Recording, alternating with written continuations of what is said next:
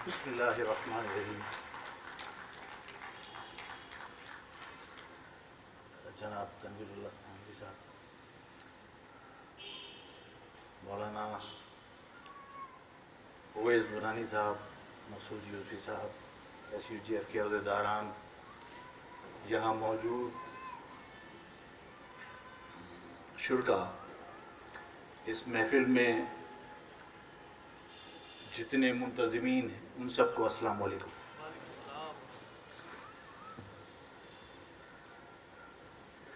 सबसे पहले तो मैं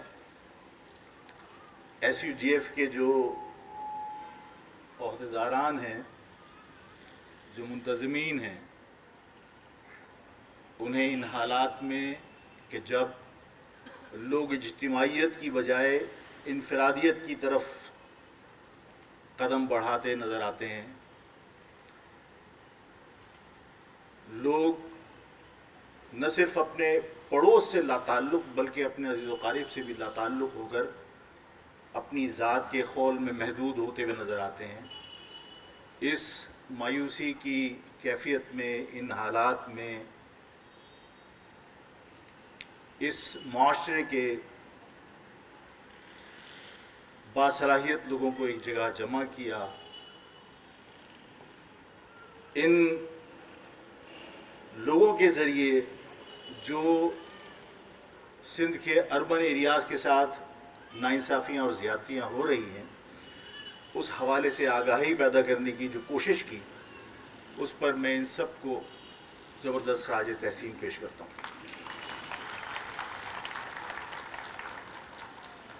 मेरे जहन में ये था कि SUGF के इस प्रोग्राम में हम सिंध के शहरी इलाकों के साथ होने वाली ज़्यादतियों पर बात करेंगे, लेकिन तनवीरुल्लाह साहब की बातें सुनी, उवैस दुरानी साहब की बात सुनी, मसूद यूसुफी साहब ने जो कुछ कहा वो भी मेरे जहन में है। अब इन सारी बातों के बाद ज़हनी तौर पर मैं भी यकसुई के साथ बात नहीं कर पाऊँगा। मसूद यूसुफी साहब ने कहा कि चाइना के सफ़ीर ने किसी तकरीब में कहा कि इस गवर्नमेंट का समझ में नहीं आता कि नाश्ते में कुछ और फ़ैसले होते हैं और लंच पर कुछ और फ़ैसले होते हैं। मैं आपको याद दिलाना चाहता हूं कि मैंने किसी तकरीब में ये बात कही थी कि एक मुनज़्ज़म साजिश के तहत, मसूद यूसुफी साहब मेरी बात से इत्तिफाक करें न करें, लेकिन मेरी इस बात को मैं चाहूँगा कि आप भी नोट कीजिए कि मैंने एक जगह कहा कि एक मुनज़्ज़म साजिश के तहत इस मुल्क में सियासी कायदीन को या सियासी जमातों को बदनाम करने की कोशिश की जा रही है और उन्हें करप्ट साबित करने की कोशिश की जा रही है। मुहज़्ज़िब माशरों में होता यह है कि जब तक कोई मुजरिम साबित ना हो और उसको सज़ा ना हो जाए, उसका नाम तक राज में रखा जाता है। अल्ताफ़ हुसैन की मुतअद्दिद बार गिरफ्तारी हुई, लेकिन क्योंकि वो कन्विक्ट नहीं हुआ, तो स्कॉटलैंड यार्ड ने हमेशा ये कहा कि एक शख्स इतनी उम्र का पाकिस्तानी नज़ाद गिरफ्तार हुआ, कभी नाम तक नहीं लिया। लेकिन इस मुआशरे में कन्विक्शन तो दूर की बात है, गिरफ्तारी से पहले ही कोई सियासी मुखालिफ नहीं, इदारे प्रेस रिलीज जारी करते हैं कि इन्होंने मुल्क लूट लिया। ये सब कुछ एक मुनज़्ज़म साजिश के तहत हो। मेरी इस बात का कतई ये मकसद नहीं है कि किसी की करप्शन को हम दिफा करने के लिए यहाँ खड़े हों, लेकिन ये बात बिल्कुल आया है कि एक मुनज़्ज़म साजिश के तहत तमाम सियासी लोगों को करप्ट साबित करने की कोशिश की और दो बड़ी जमातों को तो साबित कर दिया कि ये करप्ट है। और ये बात मैंने कही थी कि जो कुछ हो रहा है, ये बात कहीं लिख लीजिए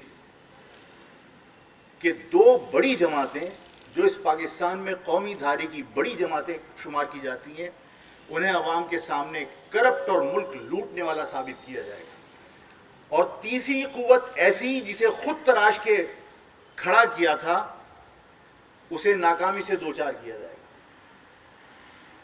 और जब दो बड़ी जमातें नाकाम हो जाए, करप्ट साबित हो जाए, और तीसरी बड़ी कुव्वत नाकाम साबित हो जाए, तो इस बात को कहने में कोई आर महसूस नहीं की जाएगी कि जनाब हमने बहुत कोशिश की, ये करप्ट थे, इसको हमने आजमाया लेकिन ये भी नाकाम हो गया।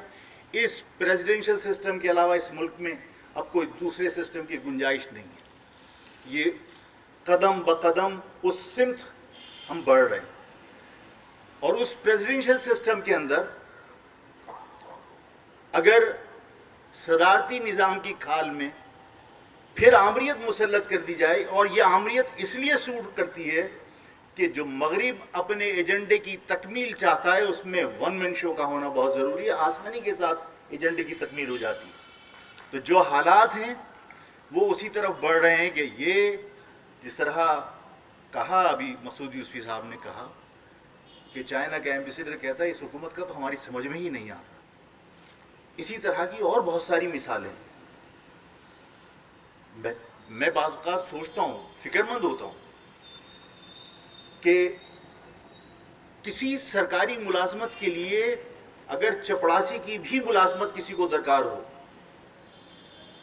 तो उसका कैरेक्टर सर्टिफिकेट मांगा जाता है। थाने और एजेंसियां उसके माजी के हवाले से उसका किरदार बताती हैं कि इसका कोई जराइम पेशा कोई रिकॉर्ड तो मौजूद नहीं है। एक चपड़ासी की मुलाजमत के लिए क्लियरेंस लेनी पड़ती है। ये सियासी अकाबरीन हैं, एक कदावर सहाफ़त से ताल्लुक़ रखने वाले मसूद यूसुफी साहब हैं, जानते हैं कि मसरूर अहसन का हल्फ क्यों नहीं हुआ। इसलिए कि हमारे यहाँ एजेंसियां क्लियरेंस सर्टिफिकेट देती, और वो क्लियरेंस सर्टिफिकेट न मिले तो काउंसलर भी हल्फ नहीं उठा सकता, MPA MNA भी हल्फ नहीं उठा सकता। अगर बैनुल-अक़वामी साजिशों की हम बात करते हैं कि बैनुल-अक़वामी साजिशें, जिस तरह उवैस नूरानी साहब ने कहा कि बैनुल-अक़वामी साजिशें इस कराची के अंदर होती रही हैं, हम किसी और को इल्ज़ाम क्यों दें? दुश्मन का तो काम ही साजिश करना था। सवाल ये पैदा होता है कि इस मुल्क में चौकीदार की भर्ती के वक्त कैरेक्टर सर्टिफिकेट मांगने वालों ने स्टेट बैंक में बाकर को लाके रातों रात नामजद कर दिया। किसने क्लियरेंस सर्टिफिकेट दिया? ये बाकर वो है जब रोमानिया में IMF ने इसको नामजद किया तो उस रोमानिया का GDP 6% सालाना था, वो -0.1 पे लेकर आया। इसी बाकर को जब मिस्र के अंदर अपॉइंट किया IMF के हुक्म पर, तो मिस्र का GDP उस वक्त 5.6 पर एनम था। यही बाकर अपनी कोशिशों से उस मिस्र का GDP 0.1% पे लेकर आया। इस पाकिस्तान में जब उसको नामजद किया तो पाकिस्तान का GDP, जो माशियात से ताल्लुक़ रखने वाले लोग हैं वो कहते हैं कि 5.8 को छू रहा था, आज कहाँ है? 0.4% पे। आज इसी हुकूमत के जरिए आप स्टेट बैंक को आज़ाद करने जा रहे हैं, एक SRO के तहत, एक SRO के जरिए। अगर ये स्टेट बैंक SRO के जरिए आप आज़ाद कर देते, इसका मकसद ये है कि आपने इस स्टेट बैंक के जरिए अपनी मईशत की लगामें IMF के हाथ में दे दी।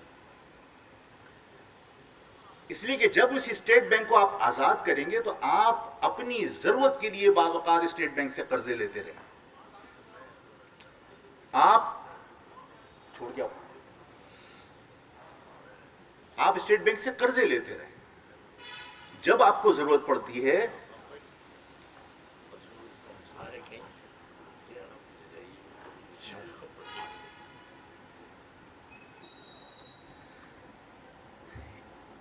इस स्टेट बैंक की ज़रूरत और स्टेट बैंक की जो जिम्मेदारियां हैं उससे आप पढ़े लिखे लोग यकीनन आगाह होंगे कि जो नोट छपता है आपके यहाँ वो आपकी ज़र मुबादला या लिक्विडिटी के अगेंस्ट चलता है। ऐसा ही है ना। अगर आपके यहाँ सोने के ज़खायर या डॉलर की शक्ल में ज़र मुबादला 100 रुपये की बराबर है और आपने 100 रुपये छापे, तो आपके रुपये की जो कदर है वो 1 रुपये की बराबर ही होगी। लेकिन अगर 100 रुपये की बराबर ज़र मुबादला है और 200 रुपये छापे, तो आपके नोट की कदर 8 आने की बराबर हो जाएगी। यही उसूल है ना, यही माशियात के उसूल हैं। इसी तरह नोट छपते हैं आपकी ज़र मुबादला के अगेंस्ट। आज जब आपको कर्जे वापस करने होते हैं तो आप बेल आउट पैकेजेस की तरफ जाते हैं, IMF से रिक्वेस्ट करते हैं, आप कुछ और तरीक़ेकार इख्तियार करते हैं ताकि आपका ज़र मुबादला के जो ज़खायर हैं वो ड्रेन आउट ना हो जाए। ये शख्स जिसको IMF ने यहाँ नामजद किया और स्टेट बैंक उसके हवाले करके उसके अंगूठे के नीचे आप डाल देंगे, और कल IMF की किस्त देने का वक्त हुआ और उसने सारा ज़र मुबादला उठा के उस किस्त की मद में दे दिया और आपके यहाँ ज़र मुबादला के ज़खायर ख़त्म हो गए, तो ये नोट तोल के बिकेगा आपका। कहाँ खड़ी होगी आपकी मीशत? ये सब कुछ जो हो रहा है, ये सब कुछ इसीलिए हो रहा है कि इस मुल्क की सलामती को दांव पर लगाया जाए।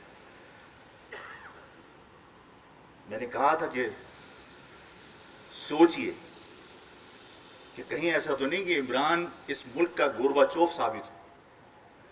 ये मुल्क जिस तेजी के साथ तनज़्ज़ुली की तरफ जा रहा है, मैं तो जाहिर है कि ये बात करना चाहता था कि इस अर्बन एरियाज़ के साथ क्या ज़्यादती हो रही है, लेकिन अर्बन एरियाज़ भी तो इस मुल्क के साथ जुड़े। इस मुल्क की सलामती ही अगर ख़तरे में हो तो मैं अर्बन एरियाज़ के मसाइल पर कहाँ डिस्कस करूँ? ऐसा नहीं है कि उस पर दिल नहीं दुखता। इन्होंने कहा 70 साल में निज़ाम नहीं बन सका। मैं कहता हूँ 70 साल पहले इधर सड़कें धुला करती थी। मौलाना कहते हैं 70 साल में निज़ाम नहीं बना। इधर KTC की बसों के डिपोज थे, KTC की बसें चला करती थी, ट्राम चला करती थी, लोकल ट्रेन चला करती थी। ये तो अज़बियत की नज़र हो गया। इस शहर की रौनकें भाती नहीं थी। हम कहते हैं ना इम्तियाजी सलूक की मिसाल तो ये है कि जहां ट्रेन चलती थी, जहां ट्राम चलती थी, जहां KTC की बसें चला करती थीं, जहां सड़कें धुला करती थीं, वहां वो शहर आज चिंची पर आ गया। और जहां तांगे चला करते थे, जो टैक्स नहीं देता, बकौल एक सहाफ़ी के लियाकताबाद की सुपरमार्केट जितना टैक्स देती है उतना लाहौर पूरा शहर टैक्स नहीं देता। इम्तियाजी सुलूक की मिसाल यह है कि वो शहर जो सब कुछ दे रहा है उसके पास अपनी ट्रांसपोर्ट नहीं है। वो शहर जहां सब कुछ था वो तबाह हो रहा है। लेकिन वो शहर जहां तांगे चला करते थे और तांगों की लीद की महक हुआ करती थी, जहां आवाजें गूंज रही होती थी, बाऊजी बची, बाऊजी बची, आज वहां आपकी मेट्रो चलती है, आज वहां की सड़कें चमकती हुई नजर आती हैं, आज वहां ग्रीन बस चलती है, ऑरेंज ट्रेन चलती है, वहां पर फ्लाईओवर्स के जाल हैं। उस शहर की खूबसूरती बचाने के लिए खाने को पैसे नहीं है, वैक्सीन लेने के लिए पैसे नहीं है। उस लाहौर शहर को बचाने के लिए इमरान खान का स्टेटमेंट रिकॉर्ड पर मौजूद है कि मैंने जो 5000 अरब से रावी के बराबर में एक शहर बसाने की मंसूबाबंदी की है और जिसके लिए मैंने पैसे सैंक्शन किए, वो इसलिए कि मैं लाहौर को कराची की तरह तबाह होते हुए नहीं देख सकता। जो तबाह हो रहा है उसको बचाने की फिक्र नहीं है और उसकी तबाही से बचाने के पहले से इकदाम हो रहे हैं और 5000 अरब से रावी के बराबर में एक नया शहर बसाया जा रहा है। यह इम्तियाजी सुलूक। और हजरत ने जिस तरह बात की, मैं जो गुफ्तगू हो मुमकिन है कि इनकोहेरेंट हो, तरतीब में ना हो, लेकिन जो मुझे याद आता रहेगा मैं बताता रहूँगा। इसलिए कि चोट यहाँ लगती है जब कोई कहता है कि हमारी माएँ बहनें खुदा ना करे किसी भी मजबूरी की वजह से किसी गलत काम में मुलविस हो। जिस कौम की माएँ, जिस कौम की बहनें तहरीक पाकिस्तान में अपनी इज्जतें बचाने के लिए कुओं के मुंह भर दें, वो रोटी के 2 निवालों के लिए अपनी इज्जत का सौदा करेंगी। ये ख्याल सबको दिल से निकाल देना चाहिए। इस कौम के लोगों की ये दुरुस्त है कि जुल्म हुआ इस शहर पर। इस शहर में कत्ल गारत गरी हुई है।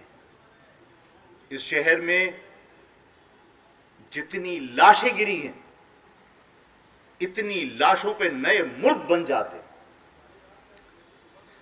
83,000 लावारिस लाशें एदी ने दफनाई हैं। ये वो लाशें जिनका कोई वारिस नजर नहीं आया। 83,000 लावारिस लाशें। और कितने लोग ऐसे होंगे जिनके प्यारों को उनके बूढ़े माँ बाप के कांधों ने कब्रों में उतारा होगा।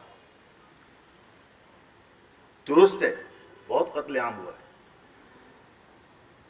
लेकिन इस कत्लेआम के पीछे क्या अवामिल कारफरमा थे, मैं तफसील में नहीं जाऊंगा। एक मिसाल दूंगा, आप सबको समझ लेना चाहिए। मैं अल्ताफ़ को मोरिद इल्ज़ाम ठहराऊँ, आफाक को अल्ताफ़ मोरिद इल्ज़ाम ठहराए, मैं आमिर को कहूँ, आमिर फारूक सत्तार को कहे, सब बेकार। एक बात जहन में बिठा लीजिए ताकि आपको घर जाकर फैसला करने में आसानी हो कि इस शहर में कत्लेआम। मैंने किसी जगह पर, मैं किसी जगह गया तो मुझे किसी जर्नल का फ़ोन आया, कहा हमारे साथ चाय पी सकते हो। हमने कहा भाई हम ज़ाहिर के मतलब आपकी इस ख्वाहिश को तो हुक्म ही समझेंगे ना। हमने कहा हम आ जाएंगे भाई। हम चले गए और जब हम गए, ये इस्लामाबाद की बात कर रहा हूँ, जब वहाँ गए तो हमने उनसे खैरियत के बाद डिस्कस की कराची के हालात पर। उन्होंने कहा कि कराची के हालात बहुत ख़राब। मैंने कहा बहुत ख़राब है, एक दिन में तो नहीं हुए। उन्होंने कहा कि अब हालात सही हो जाएंगे। तो गो के ज़ाहिर मैं बहुत डरपोक आदमी हूँ, लेकिन मुझसे बात बाज़ निकल जाती है ज़बान से। मैंने कहा अब कंट्रोल हो जाएंगे, इससे पहले किसी और मुल्क की फ़ौज थी वहाँ पे। जब यहाँ एक शहर में एक दिन में 100 कत्ल हो रहे थे, यहाँ मोसाद थी, यहाँ किसी और मुल्क की एजेंसियां काम कर रही थी। और आज कौन सी जादू की छड़ी है कि एक दिन में सब कुछ कंट्रोल हो गया।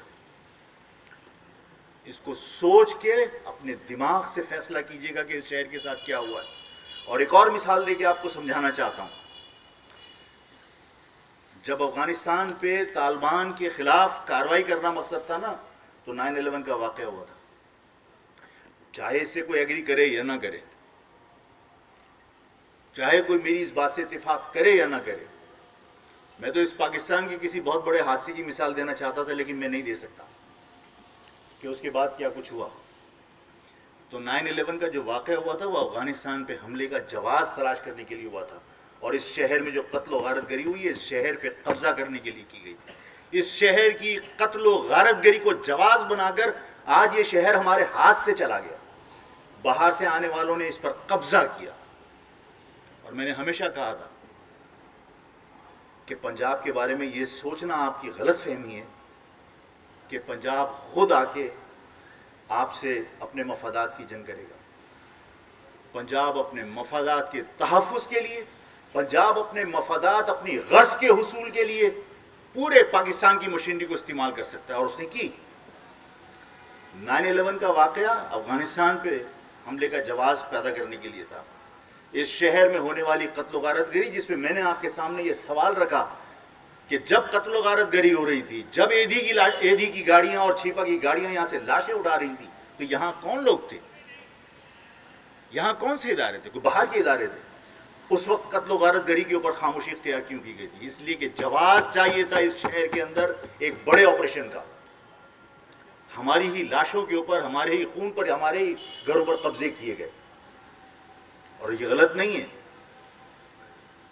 मैं इस सारी गुफ्तगू में जो भी होती रही, मैं मतलब कंफ्यूज था कि इस शहर की तबाही का जिम्मेदार किसको ठहराया जाए।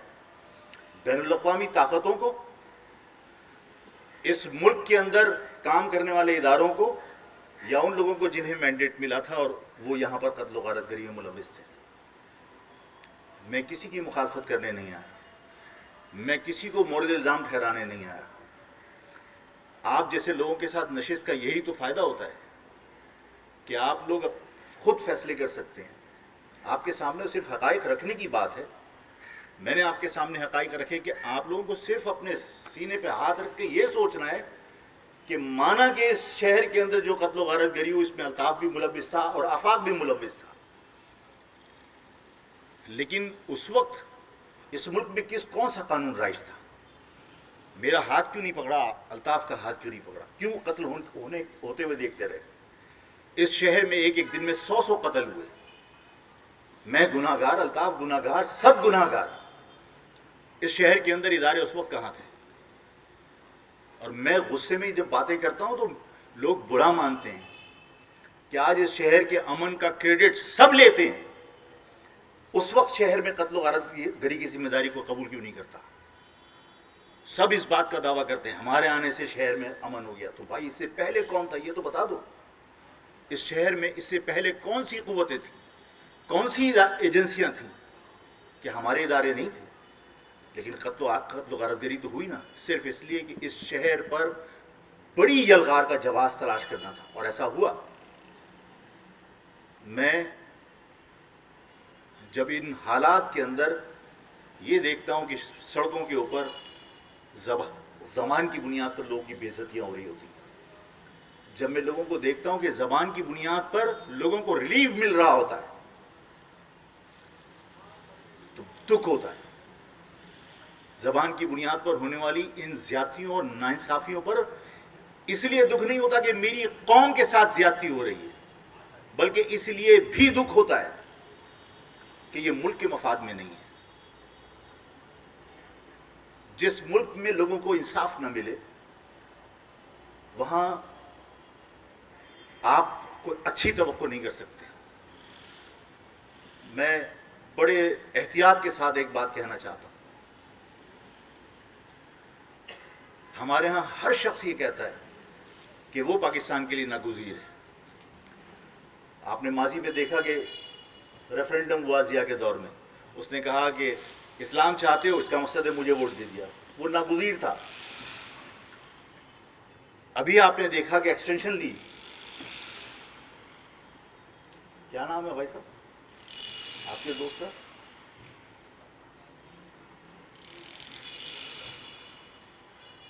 बाजवा साहब ने एक्सटेंशन ली, कहा हालात ऐसे हैं कि इस वक्त जो है वो छोड़ा नहीं जा सकता। अभी थोड़े दिन पहले ही भारत से धागा और भारत से कॉटन और भारत से शुगर मंगाने के लिए बात की गई। मतलब कौन सी इमरजेंसी थी जिसके लिए नागुज़ीर थे? इदारे हमेशा, इदारों को अगर मजबूत किया जाए तो फिर कोई शख्स इनफरादी तौर पर नागुज़ीर नहीं है इस मुल्क के लिए। ना नवाज शरीफ, ना जरदारी साहब, ना कोई और, ना कोई और, ना कोई सियासतदान, ना कोई जर्नल।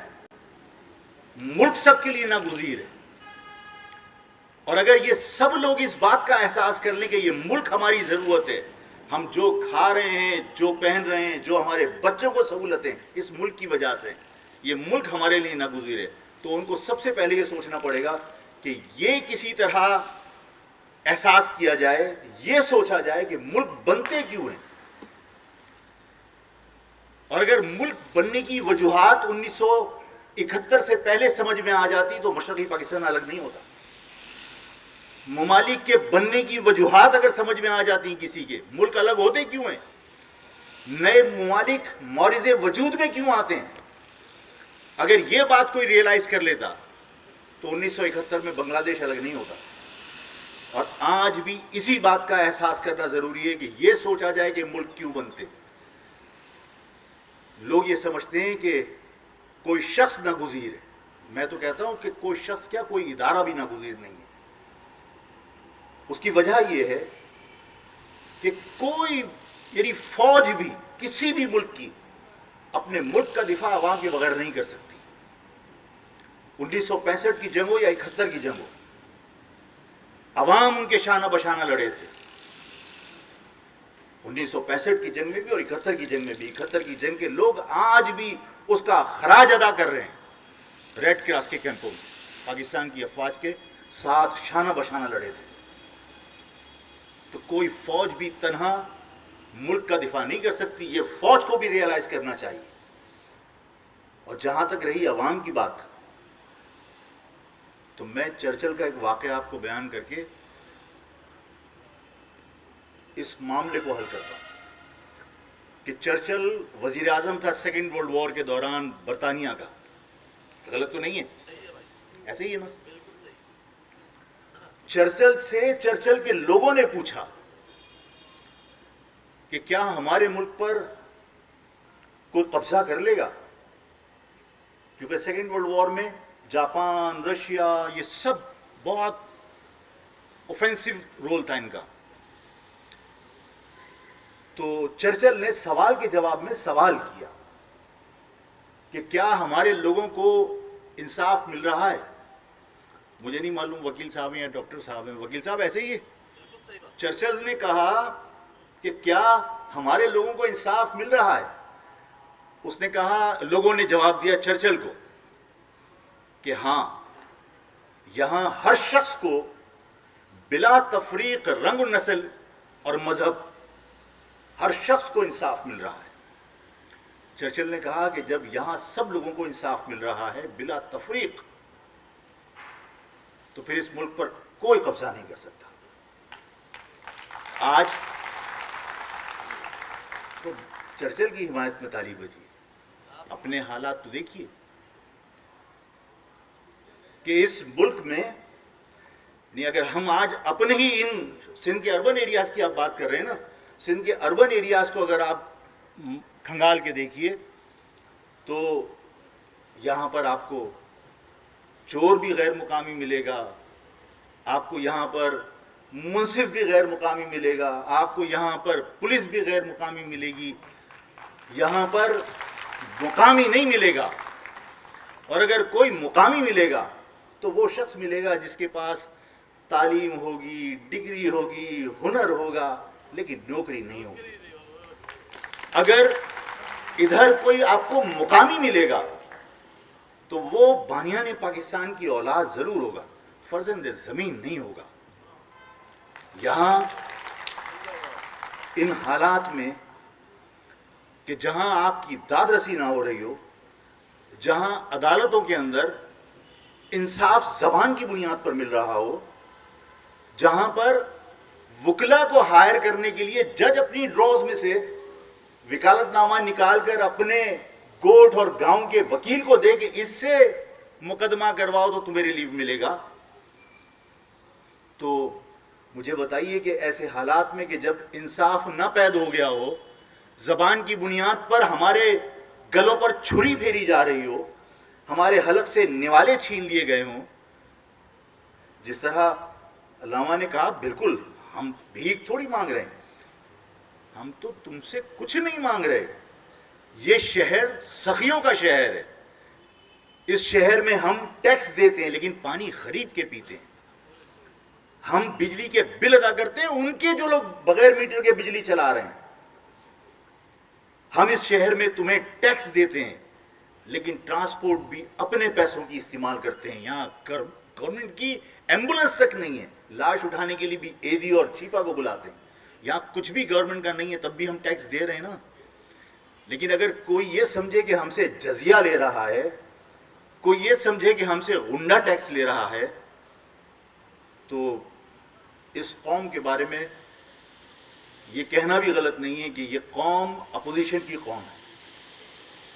हमेशा ताकतवर के खिलाफ, मजलूम के साथ, जालिम के खिलाफ खड़ी रही है। अगर तारीख उठा के देखेंगे, 9 सितारों की तहरीक में अगर इस शहर ने 9 सितारों का साथ दिया था और ये शहर उठ के खड़ा हो गया था, तो एक हाकिम के खिलाफ आज भी इस शहर के अंदर वो जज्बा, वो जोश, वो ताकत है।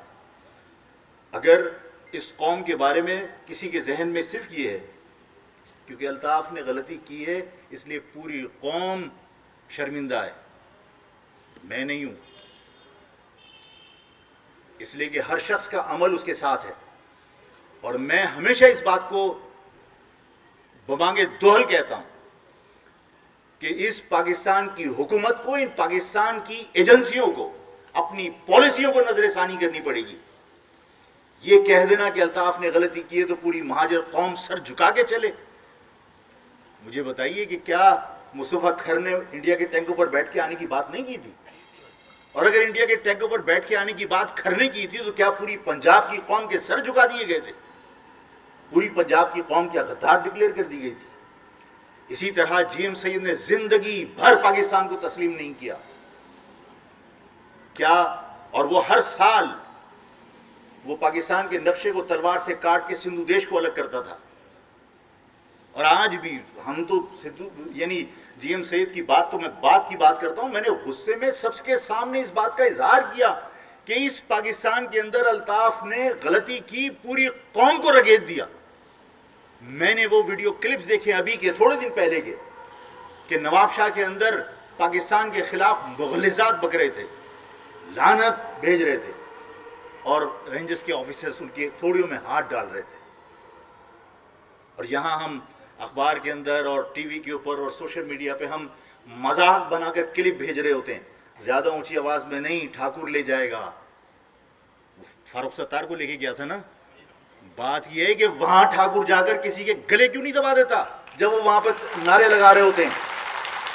उस शहर के अंदर जब पाकिस्तान लानत भेज रहे होते हैं तो उस वक्त सबकी खुददारी और सबकी मुल्क से वफादारी कहां चली जाती है? ये शहर लावारिस नहीं है, ये शहर यतीमों का शहर नहीं है। अगर हमने तहम्मुल का मुजाहरा किया तो सिर्फ इसलिए कि गलती हमारे लोगों से हुई थी, लेकिन इसका मकसद ये नहीं है कि उस गलती का कुफारा अदा करते करते गुलामी के उस दर्जे पर पहुंचा दो कि जहां हम तुम्हारी हर बात को खामोशी से बर्दाश्त कर लें। सवाल ही पैदा नहीं होता। हमने सब कुछ सहा, हमने उस नाइंसाफी को भी सह लिया कि जो आप डोमिसाइल की छुरी फेर कर हमारे साथ करते रहे। 1973 के अंदर आपने सिंध के देही इलाकों को बराबर लाने के लिए आपने कोटा सिस्टम नाफिज किया था, उसको फिर आपने एक्सटेंड कर दिया। 2013 में खत्म हो गया। 19 अगस्त को इमरान खान ने एक एसआरओ के तहत ता हुक्म सानी फिर दोबारा कोटा सिस्टम मुसल्लत कर दिया। यहां हमें मजम्मत करनी चाहिए, दुख होता है।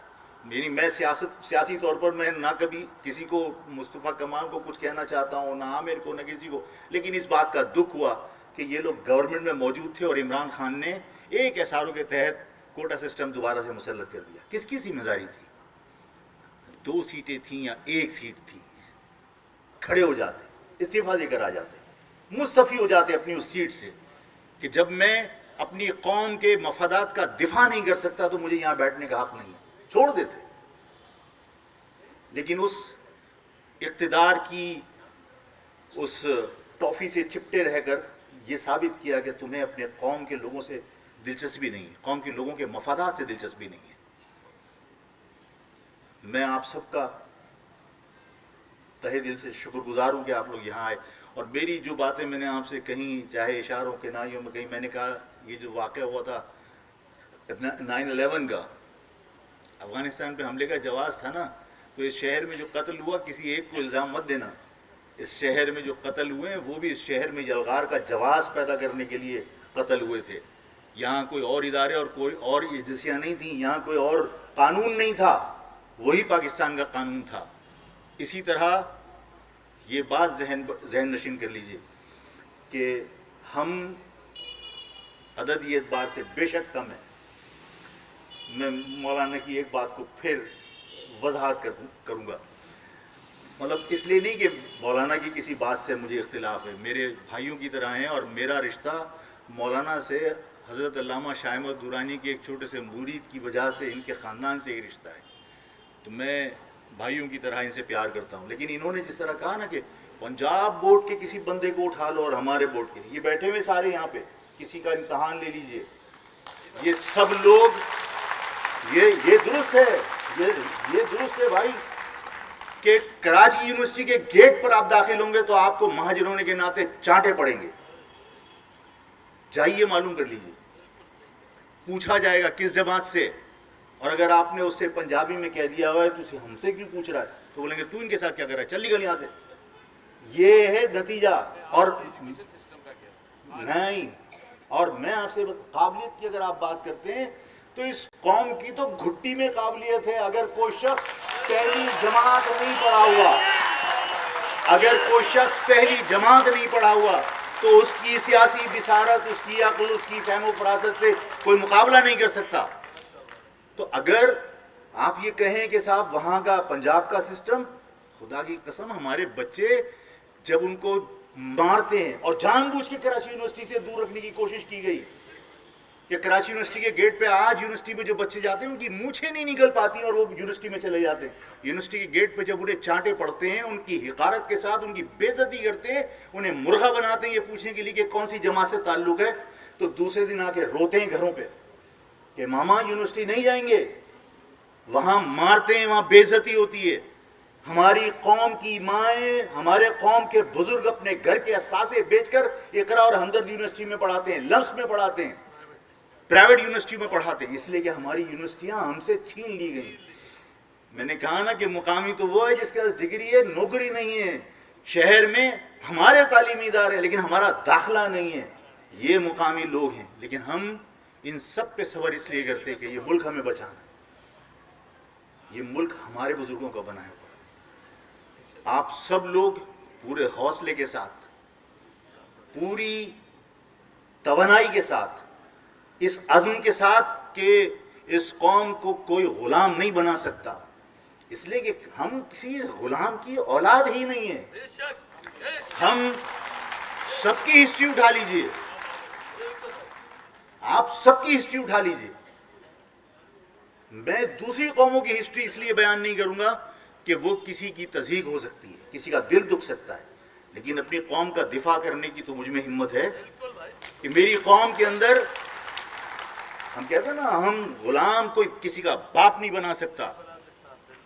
मेरी कौम के अंदर सिद्दीकी है, मेरी कौम के अंदर सैयद है, मेरी कौम के अंदर फारूकी है, मेरी कौम के अंदर उस्मानी है, मेरी कौम के अंदर रांगड़ है, मेरी कौम के अंदर राजपूत है, मेरी कौम में कायम खानी है, मेरी कौम में चांडियो नहीं है।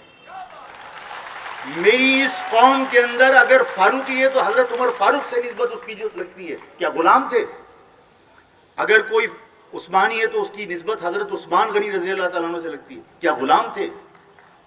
अगर कोई सैयद अपने आप को कहता है और हजरत अली से निस्बत जोड़ता है, क्या गुलाम थे? अगर कोई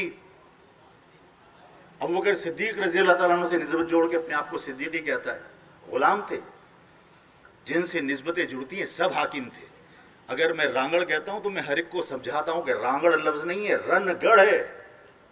मैदान जंग में गढ़ जाने वाले लोग, मार्शल लोग, शिकस्त ना मानने वाले लोग, अपनी जान दे देने वाले लोग, राजपूत, रांगड़, कायम खानी, कौन गुलाम था?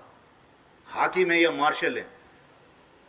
दोनों सिफत इस कौम की रग रग में मौजूद है। इसे को गुलाम बना सकता है?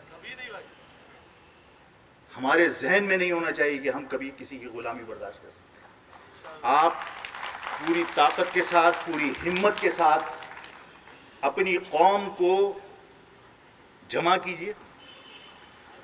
इन सबको इस बात का एहसास दिलाइए कि माना कि हम अददी एतबार से कम हैं, लेकिन सलाहियतों के एतबार से 100 पे अकेले भारी, जिसकी वजह से डॉक्टर कदीर कौन था? मुझे एक और, मैं तब बात कह रहा हूँ, किसी को बुरी भी लग सकती है। मैं एक नशिश में बैठा, उस नशिश के अंदर मैंने कहा कि महाजिर कौम की कुर्बानी और महाजिर कौम की सलाहियतों से कभी इनकार मत करना। मैंने उनको डॉक्टर कदीर के बारे में कहा, कहने लगे पाकिस्तानी है वो। मुझे ज़ाहिर है वो कड़वी बातें याद थीं जो उस गरीब के साथ हुई। मैंने कहा कि मुस्तफ़ा कर भारत के टैंकों पर बैठ के आने की बात करता है और उसके बाद वो एमएनए बनता है। इसलिए कि वो पंजाबी था। इस शख्स ने तुम्हें कन्वेंशनल वॉर से बाहर कर दिया, तुम रिवायती जंग से बाहर हो गए, अब तुम बटन दबाने की धमकी देकर बैठकर खाते हो। किसने किया? 2 मिनट किसने किया? डॉक्टर कदीर ने यह सलाहियत दी ना। हमारे यहां एहसान फरामोशी की मिसालें कम नहीं है। मैंने कहा अगर डॉक्टर कदीर पाकिस्तानी होता तो तुम टीवी पे बैठकर उससे पूरी कौम से माफी नहीं मंगवाते। वो महाजिर था इसलिए तुमने माफी मंगवाई, और जो पंजाबी था वो भारत के टैंकों पर बैठकर आया तो उसको तुमने एमएलए बना दिया। किसकी सलाहियत है? इस कौम में न सलाहियत की कमी, इस कौम में न हिम्मत की कमी, इस कौम के अंदर शराफत भी इंतहा दर्जे की और बहादुरी भी इंतहा दर्जे की। इस कौम के अंदर बीच की कोई क्लास नहीं है। इसलिए अपने अंदर पूरे एतमाद के साथ, हौसले के साथ ये फैसला कर लें, आप अज़्म कर लें कि आप अपने आप को अपने घर तक महदूद नहीं रखेंगे। आप पर अपनी कौम की जिम्मेदारी है, इस मुल्क की जिम्मेदारी है। अगर हमने मुत्तहिद होकर इस मुल्क में होने वाली ज्यादतियों और गलत फैसलों की निशानदेही करके उनके खिलाफ हम खड़े नहीं हुए, मैंने आज कहा है ना आपके सामने, इसी तरह आप भी कहिए कि एक क्लर्क भर्ती हो, एक काउंसलर का हल्फ उठाना हो, एक एमपी का हल्फ उठाना हो, मैंने कहा मसरूर हल्फ नहीं उठा सका। इस शहर में जिसको चाहे ग्रे कर दो, जिसको चाहे ब्लैक कर दो। ऐसा ही होता है वकील साहब, ग्रे करते हैं, वकील ब्लैक कर देते हैं कि ये ब्लैक कर दिया, इसको ग्रे कर दिया। जब बाकर को आईएमएफ ने नॉमिनेट करके यहां पर उसके अंगूठे के नीचे पूरे मुल्क की मईशत दे दी और स्टेट बैंक का गवर्नर बना दिया, उसका कैरेक्टर सर्टिफिकेट किसने दिया था? बगैर कैरेक्टर सर्टिफिकेट के नहीं आया, और कैरेक्टर सर्टिफिकेट किसी ने दिया तो भी जिम्मेदार, और नहीं कैरेक्टर सर्टिफिकेट दिया तो भी जिम्मेदार। भाई कैरेक्टर सर्टिफिकेट दिया है तो उसके जो भी खमियाजा भुगतना पड़ेगा पूरी कौम को, उसके जिम्मेदार वही लोग होंगे जिन्होंने उसको कैरेक्टर सर्टिफिकेट दिया। और अगर बगैर कैरेक्टर सर्टिफिकेट के आ गया तो भी जिम्मेदार कैसे आ गया? ये सब कुछ इसलिए हो रहा है कि हमारे अंदर जुर्रत नहीं है, हिम्मत नहीं है, इस मुल्क की ऑनरशिप हम नहीं लेने को तैयार। हम समझते हैं कि जिसकी जिम्मेदारी है वो करेगा। इस मुल्क की ऑनरशिप हमें लेनी पड़ेगी, इस शहर की ऑनरशिप हमें लेनी पड़ेगी। ये मुल्क किसका है? हमारे बुजुर्गों का बनाया हुआ मुल्क है ना। जो कुछ 71 में हुआ उसके बाद कोई शर्मिंदा अगर नहीं है तो आइंदा किसी साहने पर भी किसी की शर्मिंदगी का इंतजार मत कीजिएगा। आप सब लोग सलामत रहें, अल्लाह ताला आपको हिम्मत दे, ताकत दे। मैं तुझसे सबसे वादा करता हूँ कि मैंने हमेशा अपने आप को मजलूम के साथ और जालिम के खिलाफ खड़ा रखा है।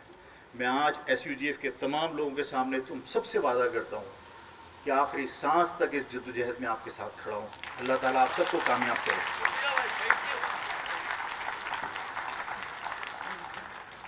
सेमिनार से चेयरमैन मुहाजिर कौमी मूवमेंट आफाक अहमद साहब खिताब को फरमा रहे थे, जो माजी, हाल और मुस्तकबिल के पैराए में हक़ाइक़ पर मबनी वो हक़ाइक़ बयान कर रहे थे जिन्हें हम सोच